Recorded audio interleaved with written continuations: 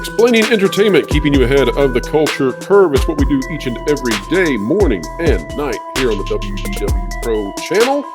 It's a little bit different than what Jonas J. Campbell does, the investigative reporter for that Park Place, but also a connoisseur of everything woke, shall we say. Jonas, how are you? I'm doing quite well. I'm glad to take a break from my usual duties here to just talk about the Nielsens. How are they doing? That's right. Those pesky Nielsens, what are they up to now?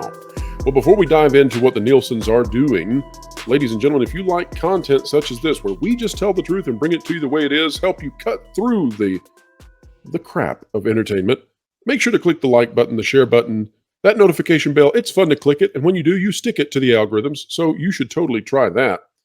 We covet your comments, so drop a comment down below, and don't forget, starting March 23rd, each Thursday of the week, we'll be doing the Pro Show. It's our very first live show, 5 to 7 p.m. Eastern Time. And Jonas will be joining us. Jonas, I believe you are the producer of the Pro Show. Is that right? Absolutely. What have I agreed to? I do not know. Well, I think none of us do, but we're going to find out. And hopefully it'll be a great right. show for everybody. One show that is doing well for everybody apparently is something that we didn't see coming, something that was not on our radar. In fact, Jonas, the last time you were on, we were talking about the collapse of Disney Plus, were we not? Absolutely nothing except for Bluey, which is not a Disney property, was on any of the charts, correct? Well, except for movies. On movies, we had Encanto and Moana. Oh, that's right. Right. That's 3 items out of 30, and then none of them in the top 10 overall, period. However, after we did that, there is a glimmer. There is a brief moment of life, and we're going to look at that right now. We're checking out Nielsen for the week of January 30th through February 5th, which just so happened to be the beginning of Black History Month. And would you look at that? Disney Plus has scored a #1 for the first time in forever. We don't see it because we don't want to get in trouble. But that's right. Black Panther Wakanda Forever was able to hop to the #1 spot of all streaming properties, and it wasn't close. This isn't as big or even close to as big as we've seen in the past from some things, but it's still remarkable. It's still something that we need to take note of. And on this channel, I believe in calling balls and strikes. That means that for the most part, whenever we're talking about Disney, they're doing poorly. And that would not have been true 5 years ago, 6 years ago. But now Disney seems to really struggle. They continuously make bad decisions. In this case, though, this is one of those videos where we need to say kudos to Disney. The timing of releasing this at the beginning of Black History Month seems to have really paid off. And Black Panther Wakanda Forever was, in fact, the #1 streaming property out of anything. And so that's tremendous. Not only does that indicate that Black Panther Wakanda Forever was a success in this week, but because it's topped that 2 billion mark, it also seems to me that this is getting full-on watch time and repeat viewing.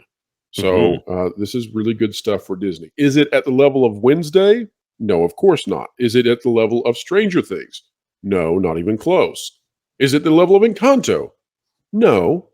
However, it's good enough to take the first spot, and there is no digging at that. That's a major accomplishment for Disney Plus. Jonas, did you see this one coming after the mediocre outcome of that movie at the box office in terms of Marvel movies and what we expect out of those? No, but maybe the benefit is that it was a mediocre performance at the box office, that everyone was, in fact, saying to themselves, I'm going to wait until this is on Disney Plus, because there was so much about the movie that had changed. And the reviews were not great, but when they've already got Disney Plus, why not go ahead and turn it on? Sure, that's a great point. I think putting it out at the time that they did paid off in spades, absolutely. Here's what I'm looking for, though, and I want to clarify a few things. So again, Black Panther Wakanda Forever, a huge success for Disney. However, if we look below that, we see the same trend that we've seen before. It's Netflix and Peacock, HBO Max, Netflix, Netflix. And so Disney Plus is supposed to be a head-to-head competitor with Netflix. They're supposed to be catching up in subscribers, although the opposite is happening. Black Panther Wakanda Forever, in order for me to really say, okay, this is an unmitigated streaming darling, like this is a comeback kid, then we're going to have to see this same thing in the second week. If Black Panther Wakanda Forever can hold on to a top 3 spot in its second week, okay, we've got something going on here that I did not foresee. If, however, Black Panther Wakanda Forever drops off significantly from this one point here, then we've got a bit of a fluke. We've got the convergence of this movie with Black History Month starting that may have given it a very quick blip and then off the charts it goes. We'll have to wait and see. Jonas, any thoughts on the rest of these below? The only thing that I see that's really remarkable, well, The Last of Us. That's it's earning its stripes. Only 4 episodes and topping 1 billion minutes watched. That's something. Anything else in your mind? And of course, that's on episode 8 now. And of course, this is a reminder to everyone that this is a month behind, that we're finally able to get these reliable figures. There are some firms that release things sooner, but they are much less accurate when the real figures come to light. Yeah, I mean, I hate to be this way, and we wish well to all of those other companies, but I mean, we've looked at this now for a long time. We've compared the other companies. We won't say them by name, although we have discussed them in the past, but we've looked at how their ratings have compared to the actual numbers when we do get it. It's rare, but we actually do get to see those real numbers sometimes. And when that has happened, the other companies have not been relatively close at all. Whereas Nielsen looks really good when we get to see the real numbers versus what Nielsen said. Is Nielsen perfect? No. We'd like to have some more information. Just the minutes watched in the millions is not the best metric. It's a good metric, but it's not the best metric. And so we would love to have additional information, but this is what we've got. All right, so let's run through some other things here. In the originals, and this really goes back to how much Netflix continues to dominate. Black Panther Wakanda Forever is a great success for Disney, but it's one of only a few successes that are there to look at. If we look at originals, of course, this is just dominated again by Netflix. Wednesday continuing to put up fantastic numbers, even after it has been ceasing new content for a long time. That 90s show, we looked at it before, it was doing much better. It seems like there's a fall off now with interest in that show. Any thoughts here, Jonas, on the originals? Well, this was the one that I was actually very curious about, because that's not the only item that Disney had released for Black History Month. Good point. As many people are aware that follow my work, Proud Family released season 2 on that same day as Black Panther Wakanda Forever. I was wondering, when you start filtering out the overall and lower it down to originals, if maybe Proud Family season 2 would make it up there, but it didn't. And if it didn't make it this week, it's probably never going to make it. Agreed. There's no way that it's going to make it. I think at this point, even with the outrage that show caused in certain circles, which would create curiosity clicks, by the way, Jonas. That's another thing about it. Sometimes when a show garners that kind of criticism, you'll get curiosity clicks where people want to just go watch it to see what all the hubbub is about. Right. The legend, of course, is that I say legend because it's not quite true, that Velma was so popular because of all the anger and the hate clicks. Well, it turns out that was actually a very qualified metric that doesn't really bear out when you look at all the qualifiers that they put on there. They were only competing against 4, maybe 5 shows that most of them you've never heard of.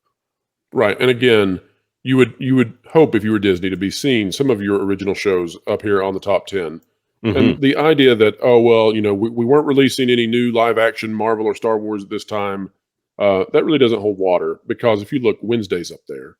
Wednesday's not releasing anything new at that point, yet it's still holding on. And Wednesday is a cultural phenomenon, which tells you one of these things is, and the ones that aren't showing up, well, they're not cultural phenomenons. And almost all of Disney's programming in the month of February is centered around Black History Month. They actually have a Black Panther anthology series that is just on Ludwig Göransson, which I'm sure they put Ryan Coogler in there as well.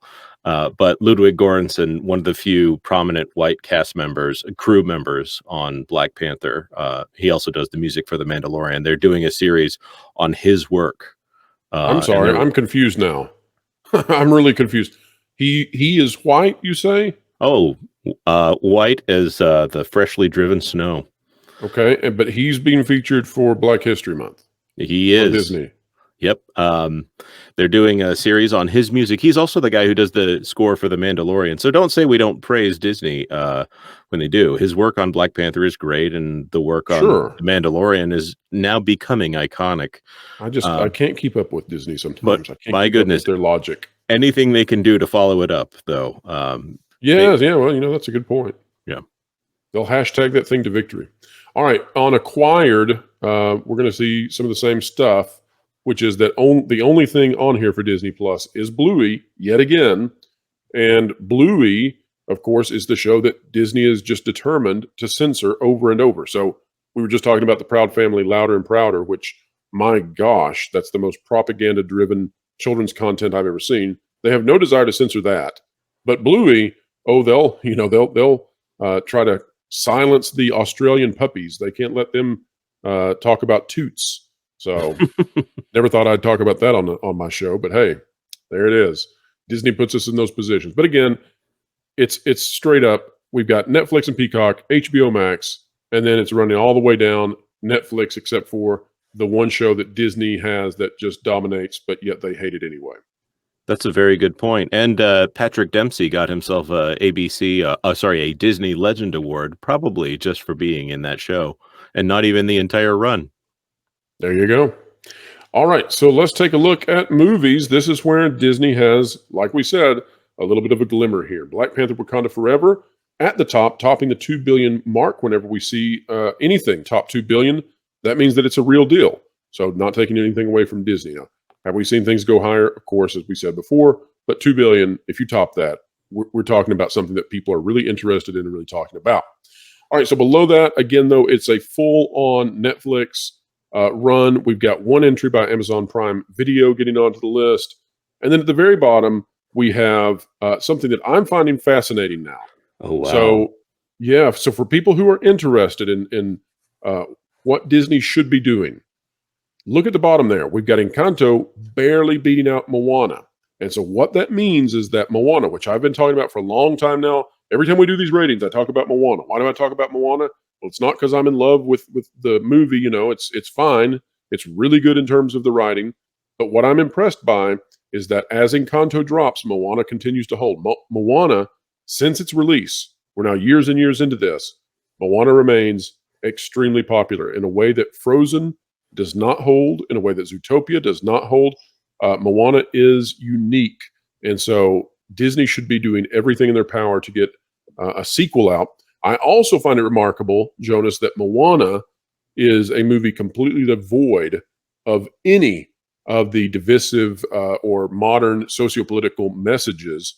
And so perhaps there's something to be taken from that if you're Disney. It is standard grade, aspirational, first generation feminism, which I don't think anybody really has a problem with. No, I mean, we want female hero archetypes, and I think Moana fits that very well. So that's great with me. If we look at Minions: The Rise of Gru, I do want to highlight this one out of Netflix. It's over there now, and Minions: The Rise of Gru, remember, made $1 billion approximately at the box office worldwide. $1 billion on about $100 million production budget. Now it's over there on Netflix, and the contract that it's got to appear on Netflix is making yet more money. Isn't that fantastic? Jonas, can you imagine? Here's something interesting for you. So, we talked about recently on the channel that Shrek 5 now is on the table, right? Because of the success of Puss in Boots. But here's the thing that they've got to be considering. So if I'm making Minions and I have the potential to make Shrek 5, I have to weigh this now. Should I make Minions or Shrek 5? Do I make Shrek 5 and therefore cut out a possible Minions movie? That's how popular they are when you have a 10-fold return on your investment, not including marketing costs. No, I think there's plenty of room in the market for Shrek to come right back in. Well, I would love to see Shrek because Shrek is a Are you? sarcastic, cynical, well, not necessarily cynical, but a takedown of modern culture. And they did so well in the early 2000s. I would love, if they'll do it, they may be reticent to take on the current movements of the day, but I would love to see Shrek come in. Just think about it. The first Shrek was all about teasing and parodying Disney. Please, Shrek 5 writers, make fun of Disney. Make fun of modern Disney. We would love it. Now, one thing I will point out that we haven't talked about on this list is that Disney's prize gems here, Encanto and Moana, are being beaten out by the 2006 Aardman animation Flushed Away. Well, that is true. And I don't That came really out- know I don't know what's going on there. Do you have any insight? No, I have no insight whatsoever. I know it came out 2 years after. What are you Shrek doing on 2. this channel? Get out of here, Jonas. What are you doing? Well, I it's a tease, great movie. I have no insight at all. Now, I don't. Well, there can always be some mysterious force that brings something up. It could be that it got a tile on the banner ads for the title banner on Netflix or something like that. It could be. I doubt that Hugh Jackman's making the news for Deadpool 3 suddenly generated interest for kids in watching Flushed Away, which has him in the title role. There are so many outside factors that can lead to this. But I just think it's hilarious as we're talking about Encanto and Moana holding on, that Netflix has what we would call an also ran Flushed Away sitting right here. And it's doing better than both of them. That's right. It's doing bonus work for Netflix. So once again, ladies and gentlemen, if we take a look at the top 10, Black Panther Wakanda Forever, there's no doubt about it. It's a huge success for Disney in its first week. But what we're watching for, and this is why you come to this channel, because we call balls and strikes. We call it like we see it. We don't spin. If it's a success, it's a success. Try to say that 3 times fast. But Black Panther Wakanda Forever, what we're looking for, and you'll hear a video about this, is next week. We want to see how it did in its second week. Did it hold any type of interest off of this, or is this a one-time, driven by the moment kind of thing? We're going to wait and we're going to find out. If it's a legit big-time movie on streaming, which would go counter to how it did in the box office. It didn't do bad in the box office. It would have made money if not for some trickery that was going on behind the scenes in terms of marketing costs. But, it did okay. Nothing like the first one, but if it does well on streaming, if it really does well, then we're going to document that and we're going to take notice, because we want to keep you ahead of the culture curve. And keeping you ahead of the culture curve means telling the truth and taking note when you see things that maybe you didn't anticipate before. Jonas, any final thoughts before we head out on this one? No, I think this is good for Disney. That's what I think here. Now, I hear there's some things in the movie that are objectionable, so I'm not really crazy about it on that idea. But I'm glad to point out that they did get a win in this part, so that we can finally pat them on the back for something. That's right, and there will be times, I'm sure, in the future. Disney has to course correct at some point. Folks, we're going to be having all kinds of information about Disney coming up. In fact, we're going to be talking about the Galactic Star Cruiser later this week. Make sure that you check out the interview coming up with Melanie Mack on Friday. That's a big one. And of course, we're doing the Pro Show starting March 23rd, 5 p.m. to 7 p.m. Eastern Time. We do cover your comments. Drop one down below. Like, share, and click the notification bell. You can stick it to the algorithms when you click it. Wherever you are, whatever you're doing, keep learning, keep growing, and keep having fun.